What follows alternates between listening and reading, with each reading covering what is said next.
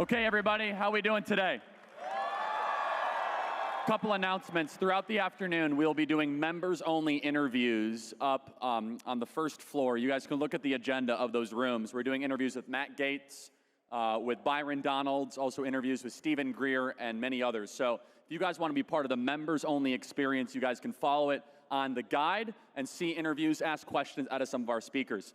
Our next guest is really interesting, everybody, and I want you all, throughout this process, even if something you hear that you don't like, that you might not agree with, is we are not going to act like the left or people on campuses. We're going to allow agreement and disagreement. I have, let's just say, debated and dialogued with this guy for quite a while, and I've been really struck by his commentary since the election because he's one of the few people honest enough on the left to talk about how the Democrat Party has really lost its course and how we actually have more that we might agree on than we disagree on in this kind of new populist moment. So I want us to give the warmest America Fest Turning Point USA welcome to Cenk Uygur.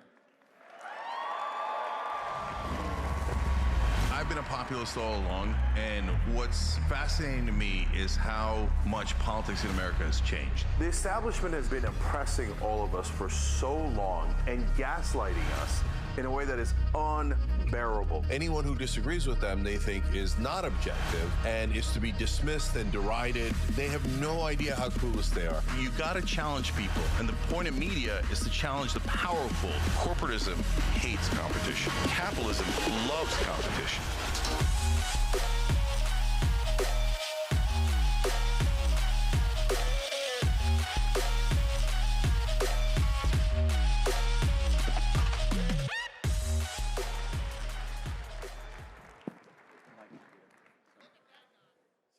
Cenk, welcome. Thank you. Thank you for that warm welcome. I appreciate it, guys. Thank you. So Cenk, the spirit of inviting you is that there's some confusion of these divides of right versus left, populist versus corporatist. I guess a good opening would be, as a man in the progressive movement, as one of the leaders of the progressive movement, what do you make of this last year, the state of the Democrat Party, and kind of American politics from the more progressive left perspective? Yeah. So first of all, I'm proud to represent the left flank of the populist movement, and I think we need both flanks, so I'm happy to have this conversation. In terms of what has gone wrong in the Democratic Party, it's the same thing that went wrong in the Republican Party, but I do have to give you guys credit for a revolution well done.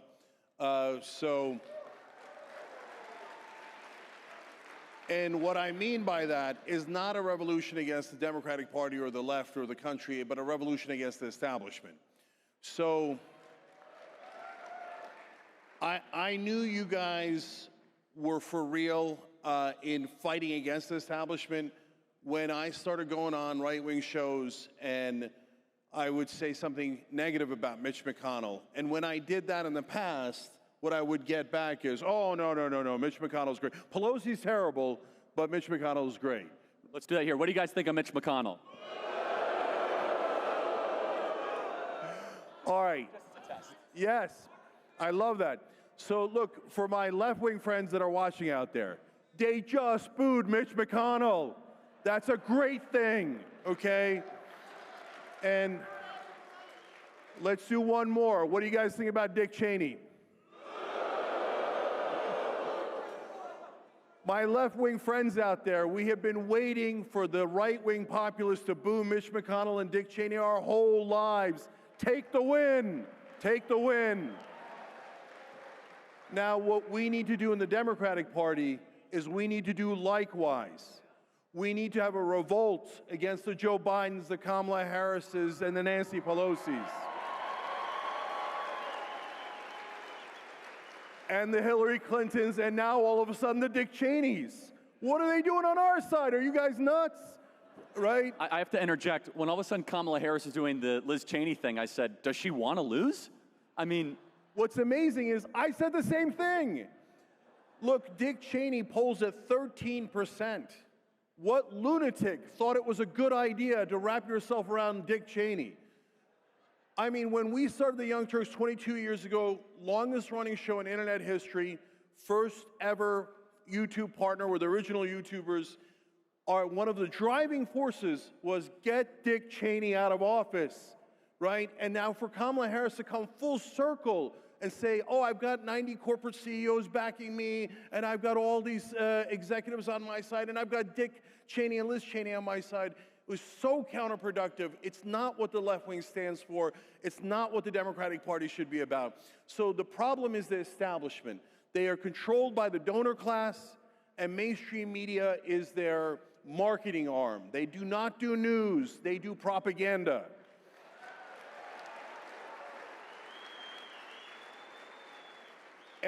And one more thing, what I want you guys to recognize is that mainstream media you think is against you. You think they're against the right wing. But they also hate Bernie Sanders. And they also hate me. And they also hate the populists on the left. What mainstream media really loves is the establishment and the elites. They're against all of us combined. And if we dare unite on issues we agree on, they will be livid, and it'll be a beautiful day in America. And that is correct. I mean, you were kicked off of some of the cable news channels for having heterodox opinions on certain issues. So let's kind of look at the last couple of years. We can go back to the Bernie Sanders thing. Explain to us, why is it that right-wing revolution was successful, and the Bernie Sanders with 2 attempts actually won the primary in 2016, and he had it stolen. Again, stolen election talk can be a little controversial. They stole it from Bernie Sanders in 2016. Why was that revolution not successful? Yeah, I think it was because Donald Trump was a celebrity and they didn't take him seriously. So they made the mistake of giving him mainstream media coverage. And so they thought, and if you remember, Bill Clinton had this brilliant idea, we'll encourage Donald Trump to run on the Republican side and it'll destroy the Republican Party. How'd that work out for you, Bill? And so I remember saying at the time, no, don't do that. Don't do that. Because what I sensed was you need a non-politician to lead the revolt. So, because all the politicians, and right now they're having a conversation on the Democratic side about 2028, and the only people they mention are politicians. And my answer to that is, hell no, okay? Because the politicians are used to the corruption. They grew up in the corruption. They like the corruption. They got their power through the corruption. So I don't want that. I don't need that. And so when Trump came on, they gave him coverage. And here's when look, some people think that things changed after the election. No, I've been saying this from day one. And so back in 2016, actually 2015, after I think it was the second debate, when Trump was on stage and he said, I gave all these guys money and they did exactly what I wanted. At that point, everyone on earth, certainly in establishment and mainstream media, says he has no chance of winning, none. I went on the Young Turks and I said, he's going to win the Republican primary, okay? Because people hate corruption and they know it in their bones, okay? Now, we will disagree on, is Trump really not corrupt? Is Trump really going to do the things that he promised? Is he really a populist? I would love to prove me wrong. I would love that, okay? And like, my God, if Trump got money out of politics, one thing we're known for is credit where credit is due, okay? I would give him all the credit in the world. We're not there yet. We're not close to there yet. So when we get into the issues, hey, how about, and remember, guys, you also have donors. Beware of the donors. Don't forget that, and don't let your guard down, okay? But so on the Democratic side, we have got to elect a populist. If we don't, we're going to make the same mistake we made when they anointed Hillary Clinton, when they anointed Joe Biden, and when they anointed Kamala Harris. To my Democratic friends, how many times are you going to lose before you realize that mainstream media and the establishment are lying to you? And so is that energy forefront in the Democrat Party right now? And I'm not saying this facetiously. Read us into what the power brokers of the Democrat Party are saying. Are they saying we need to run more to the middle, that we need to embrace more populism? We're hearing some of the names, but what is the vibe of the people that do this for a living? Yeah, so I can tell you definitively that the Democratic leadership and the Democratic establishment will never voluntarily go in a new direction. They will never voluntarily accept populism. They are built on donor money. They are of the donors, by the donors, for the donors. So what I need left-wing voters to understand is that they're never going to give you what you want incrementally. Martin Luther King talked about the tranquilizing drug of gradualism. Oh, if we just go a little further with Joe Biden, he'll give us another crumble and another tiny increment. No, they're going to just pick a new and improved corporate robot like Pete Buttigieg or Gavin Newsom, and they're going to come out with a new script, and they're going to say, I am now a populist, and they will wear flannel shirts, and they'll go to barbecues, and they'll pretend to eat ribs, and then they'll sneak out and go to French Laundry, right? So don't believe the corporate robots. Remember how many times they lied to you.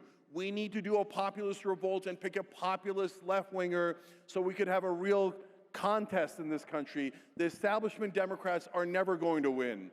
We need to go populist, and the way to do that is not by negotiating with them, it's by defeating them in a primary. Is the Democrat grassroots, are they invigorated towards that end? Because it seemed as if they weren't obviously thrilled about Biden or Kamala Harris, but you could say whatever you want about Bernie Sanders. I have massive worldview disagreements. He had a legitimate grassroots movement behind him of small dollar donors, of people that were working, of activists. Maybe I'm wrong, but it seems like that has disappeared a little bit in recent years, or at least has gone to sleep. Am I correct in that? And what would it take to awaken that sleeping giant?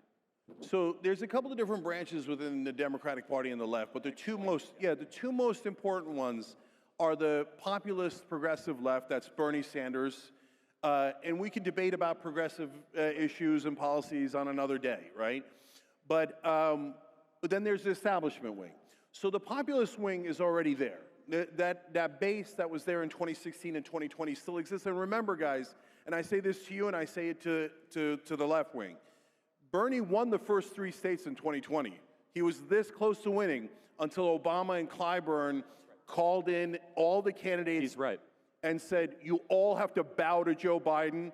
And then mainstream media then said, Joe Biden is the greatest. And they started talking about how Bernie Sanders, the most successful Jewish candidate in American history, had followers who were brown shirts and fascists and Nazis. Where have you heard that before? So whenever it's an outsider, all of a sudden mainstream media says fascist, even if it's a Jewish candidate, right? So they use the same tricks. And you guys have been canceled, I've been canceled. They do the same thing to both of us over and over again. So the left-wing populists are ready, but we do need some more votes from people who used to be in the establishment Democratic camp. And why were they in that camp? Because they love corruption, they love war, they love change? No, guys. They were in that camp because mainstream media lied to them. And mainstream media told them, oh, Bernie can't win. Bernie was up by 12 points on Election Day in 2016.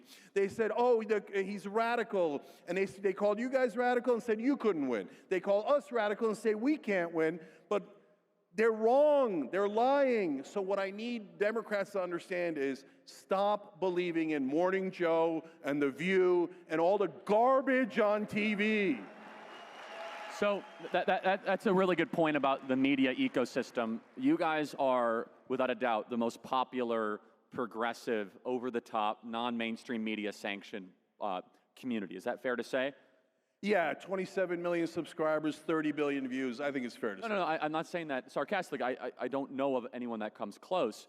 However, do you think there's a robust alternative media ecosystem on the left that is comparable to what's built on the right? I could say confidently what we have on the right is pretty impressive. We have from podcasting to videos. We don't rely on cable television. Who here listens to podcasts or social media for all your news? Raise your hand. I mean, every single hand goes up. So do you think the left has some work to do in developing over-the-top media to be able to bypass the main networks? Yeah, so we have TYT as a giant network, but we have a lot of great progressive and populist shows that are not part of TYT, that's in the left-wing ecosystem. So I don't think that that's the issue. I don't think that there isn't enough shows. I think that there's a couple others. One, on the right, you guys do a great job of coalescing, okay? So you do a couple of things well. You work together well, and you're more welcoming, if I'm being honest. We're glad Cenk's here, right, everybody?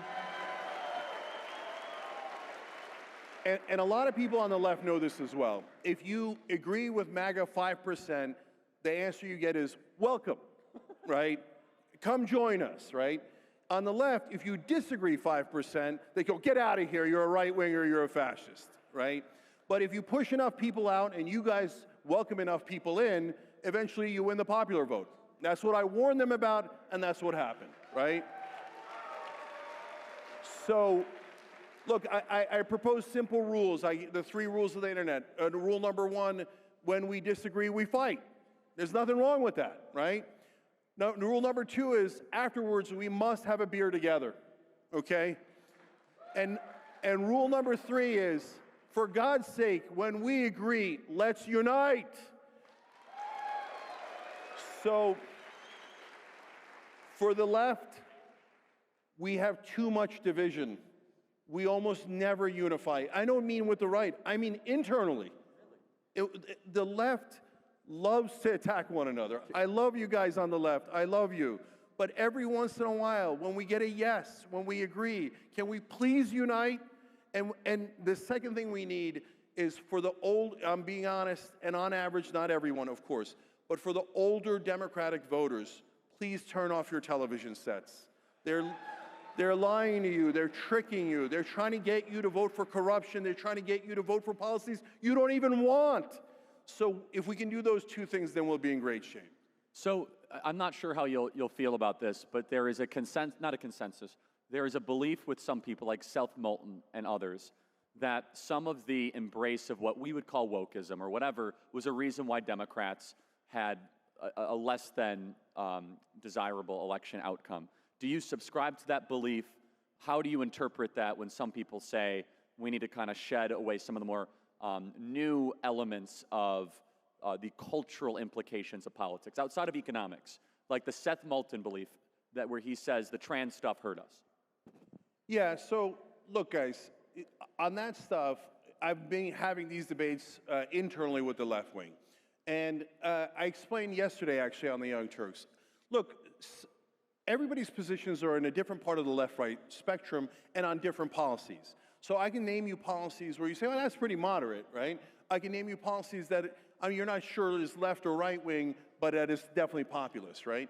But some of my policies might be called extreme left in America. So for example, I'm massively in favor of gun control. You told them not to boo, but I knew they'd boo on that one. They paused to their Yes. their respect. You were asking for it, Cenk. Yeah, I did ask for it. So my point to my left-wing allies is, am I going to emphasize and insist and demand on my gun control policies when we're in the middle of a national election? No. Because I know those are not winning issues at this point. I've got more work to do to convince the American people before we get there. So if on trans issues or any other, or crime issues, et cetera, if you really believe in the most far left positions, as I do on gun control, for example, that's okay. But you've got to know what to emphasize and what not to emphasize. And so if you say, no, I'm going to die on every extreme hill, well, you will. Electorally, politically, you will die on that hill. And then you lose on all of your issues, because it's sometimes a binary game. Certainly elections are. So you got to know what to convince the American people of and what to hold your ground on. And the number one thing to hold your ground on is constitutional rights. So I'm going to do some... Like the Second Amendment.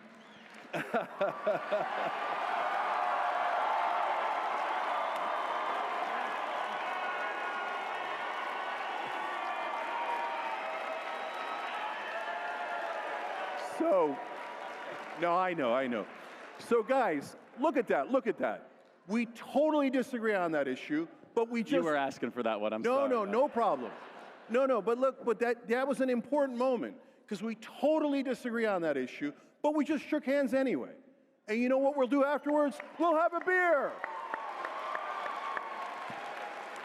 So, You know what it is when you disagree on something and then you fight about it and then you have a beer afterwards? That's called America. So let me see if I can get agreement, and I don't know which way this is going to go, okay? So when we talk about trans issues in terms of sports, I know we have massive disagreements, okay?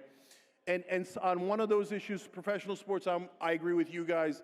On high school sports, I don't. We'll go get into a bloody battle on that, okay? But I want to ask you guys something. Do you believe that trans Americans should have the same constitutional rights as all Americans to employment, health care, and housing? Constitutional rights. Do you want me to translate? Well, there is no constitutional right to housing. Okay, so I hear you. What I got out of that, guys... I'm just trying to be the interpreter. Yeah. No, there was a lot of applause and there was some consternation, right? I'll take it. It's a start. So, guys, when we can even disagree about what's constitutional, Second Amendment, housing, etc. But just let's treat everyone as Americans. And I say that to the right and I say it to the left. For sure. So we're going to go a little overtime because I know the boss here. And there's two things. I want to ask about free speech, and then I want to try to say, can we get one or two action items that this community can get behind in this new Congress and this presidency that are populist that maybe we can push for and advocate for? I want to try to maybe see if we could brainstorm that together. Number one, first on free speech. Do you think that the left, and you are an exception, is ready to embrace a robust, spirited culture of freedom of speech where disagreement is welcome, where you're able to have these kind of dialogues and forums? And I think it's a tragedy, it seems to be, that more the right is willing to do it. Prove me wrong if that really is the case. Yeah, I'm trying to remind the left of who we are, because the left is supposed to be for freedom of speech. The left needs freedom. If you're gay or you're trans or you're Muslim or you're someone that was otherized at some point in your life, you need freedom more than anyone else does. You need equality more than anyone else does. You need justice more than anyone else does. So if you want those things, you've got to reciprocate. So you've got to not, I want you guys to not assume that we hate you or that we're evil or that we're bad. But if we're going to do that, the left wing has to do the same. They have to assume that you're not evil, that you don't hate them, and you're not all of these things. So I know from time to time we'll still get back into the battles and we'll still call each other names, right? But overall, if we can begin to not hate each other, and so when we disagree, let's try two more real quick here. Okay. When we disagree, can we agree to not hate each other? All right, excellent. And when we have these fights, to Charlie's point, can we, for the first time in my lifetime, begin to actually listen to one another? And Charlie, I'll give you credit on this, because one of the turning points, if you will, in how I started to view the right wing is when you came on the Young Turks at the RNC, and we started talking about banning private equity from buying residential real estate. Which I totally agree with. That the young people in this audience should not have to compete against BlackRock to be able to own a home. Do you guys agree?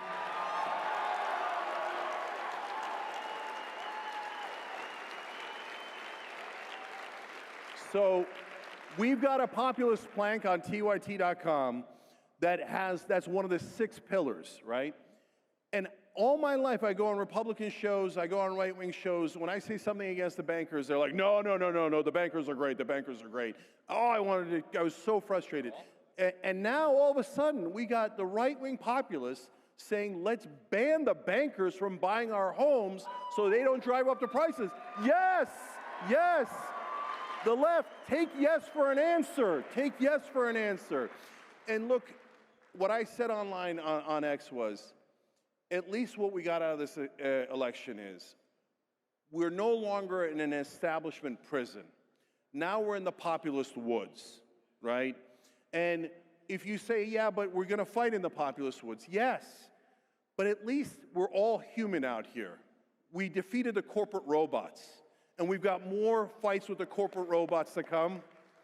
But out here in the woods, when I see you guys, I don't hate you anymore, right? I see my fellow Americans.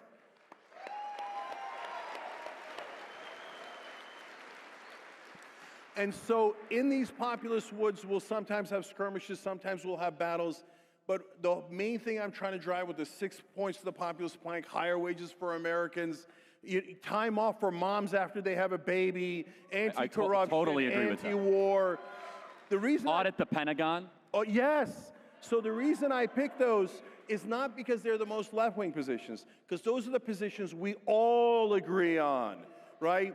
And God help the establishment if we actually work together to do those things. And finally, to the heart of your question, Charlie, you know, I proposed on X, cut the Pentagon, make sure the generals cannot work for the military-industrial complex afterwards,